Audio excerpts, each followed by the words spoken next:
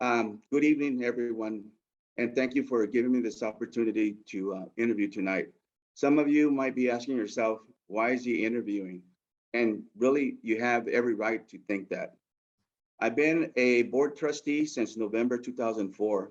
Our relationship over the years has not always been negative. This is evident by my past decision-making and endorsements. I want to take this time to let you know where I stand today. This past year was not good for any of us. Negotiations took a toll on all of us. After reflecting on what transpired, I accept responsibility and I apologize to everyone that was affected. My intentions were never to prolong the negotiations, but to follow the recommendation of those experts. I have learned from my experience, and I can assure you that this will not repeat itself. I cannot change what happened in the past, but I can improve our future relationships. And as you know, I've been a trustee since 2004. I was endorsed my second term by you all, and I thank you for that. And I'm ready for my questions. I'm done. Okay, thank you. So question number one, Mr. Calderon. What do you think is the biggest challenge facing the Calexico Unified School District right now, and what is your plan to address it? The biggest plan right now, or the biggest thing, is to provide the best education for our students, maintain the best qualified staff throughout the district, maintain competitive salaries and health benefits to all staff. The plan is to cooperate with our superintendent and all stakeholders to develop the best educational plan for CUSD students and our staff, provide bonuses or incentives for the new staff, go out there and recruit and try to get the best, not always wait to the last minute to try to hire employees. And that would be early recruitment or hiring. Mentoring programs for our staff. We can hire the best staff, but if we don't help them out to succeed, then they're most likely they'll leave us or they'll go somewhere else. So mentoring is very critical at that stage. And also competitive salaries based on our budget. Our budget is what dictates what we can afford, and we can go from there. And that's all I have for this question. Okay, thank you. Second question, what motivated you to run for the school board and what do you hope to achieve? As you all know, I am a product of Calexico. Although most of you did not taught or were my teachers, I still remember a lot of the teachers that inspired me to continue further my education. Some of you were my kids' teachers and they have been successful. I started something I still have to finish. We still have an administration building and a STEM building at the high school that needs to be completed. I am from Calexico. I was born in Calexico, raised in Calexico. My kids were from Calexico. Obviously, they're not here any longer. My wife, ELD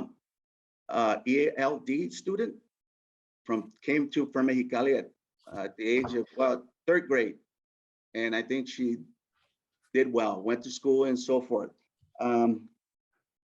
And lastly, and but not least, to gain the respect and trust from all of you. Like I said, not all our years have been negative, and I want to make sure that when I leave in a good tone, and I'll be able to see all of you at, Walmart, Food for Less, and Everett, and be proud of it. Thank you. Okay.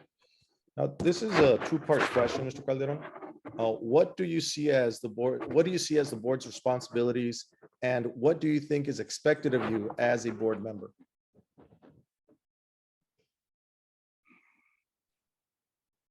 Okay. My responsibility as a board is to work with the community, all stakeholders, to provide the best education for all our kids in Calexico, to advocate for our children, oversee the budget, supervise our superintendent, set goals for the district, and set the direction for education as to where the district needs to go. And last but not least, set policies. So any closing statement, Mr. Calderon? Closing statements. My closing statements are, where are they? Well, as you all know, my policy has always been an open door policy. I've discussed and I have talked to many of you, and we have come up with plans to correct issues that are taking place in our district. My decisions, I believe, were open. Again, I'd like to see if I can gain the trust from all of you and make Calexico great again. I think we're on the path. I know we had a downfall this past year, but I think I've learned, and I'm sure the rest of my peers have learned, that we have to go on. You are the biggest group in our district. And again, you should be treated as one. And my thing has always been that if there's going to be any changes, your union should always be invited to make decisions in our district.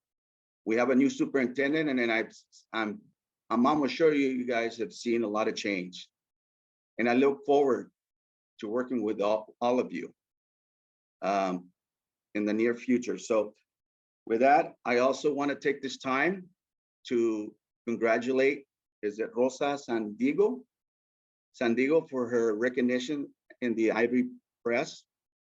I think many of you, I'm sure all of you, and one time in your career have done the same.